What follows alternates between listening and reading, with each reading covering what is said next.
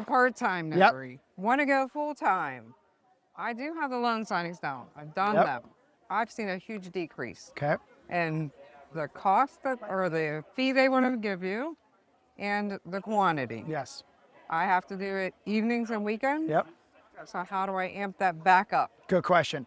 I think the biggest misnomer of part-time signing agents is you can't get direct business. So the answer is you start marketing business direct part-time.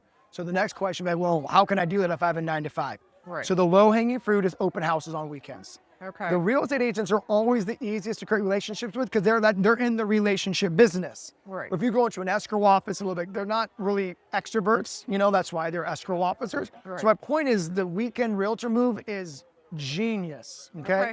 Number 2 is real estate networking events. So literally just Google My City real estate networking events, My City professional networking events. Realtors will always be there. I'm gonna be honest with you. Right. My part-time signing agents who are going direct are my favorite, but it's also going to be the hardest. Now, here the where my favorite is that you understand how valuable time is, so you don't waste it. Exactly. I have my full-time signing agents who are like, oh, Mark, it's 8. Well, I'm going to do it 10. Then 10 hits. They're like, oh, I'm going to do it at 12. 12 hits. But you're like, look, I got 1 hour after work. I only have 2 weekend days, so you're all in. Right. The truth is, though, because you don't have that full-time ability to go back and follow up, it's going to be a little bit harder. So you just got to make sure you rely a little more on email automations, text messages, follow up more on an electronic standpoint. Okay.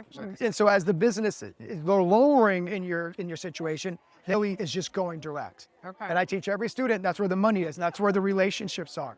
There'll be a point where you're like, oh, darn it, I'm still at work. Like, no worries, Heather. We'll push it to 6.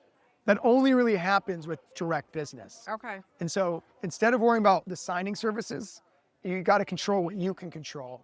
And that's the effort going out on weekends. Again, my part-time signing agents are my favorite because you value time. Yes. You're like, Mark, I get it. I'm going to do 4 open houses this weekend. Right. I'm going to do 1 real estate networking event. So the answer is go more direct. I wouldn't leave your job until you have, I never tell students when that's to. my thing. And I'm trying to figure out when do I know that it's So here's safe my enough answer. to do as my risk because I'm the only person. I'm the only one bringing it So I will up. never tell a student when to let go job. But here's what I will tell you. Here's the barometer. Okay. The barometer for me is when you're losing more business by you're turning it down. Right. That equates to roughly 50 to 70% of your income.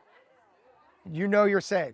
Because I'm doing that now. Like, it's terrifying to me. And I want to take that leap, but it's like, Yes. will I still be able to pay the mortgage? Yes. Will I still be able to pay the bills? I would get a couple of direct contacts, relationships before you make that move. I had to give my honest advice. The direct business will always be the most secure. Okay. Because you don't have a deep relationship with someone you're over the phone with. Right. Someone you're over email with. That's signing service owners. Right. But once you go direct, like you go and I haven't seen you for 2 weeks, or it's easier to keep that relationship going. But I'm rooting for you. Go direct. Okay. Don't listen to anybody else but yourself and saying, I can do this. I'm in your mentorship program. We'll get it. Let's go.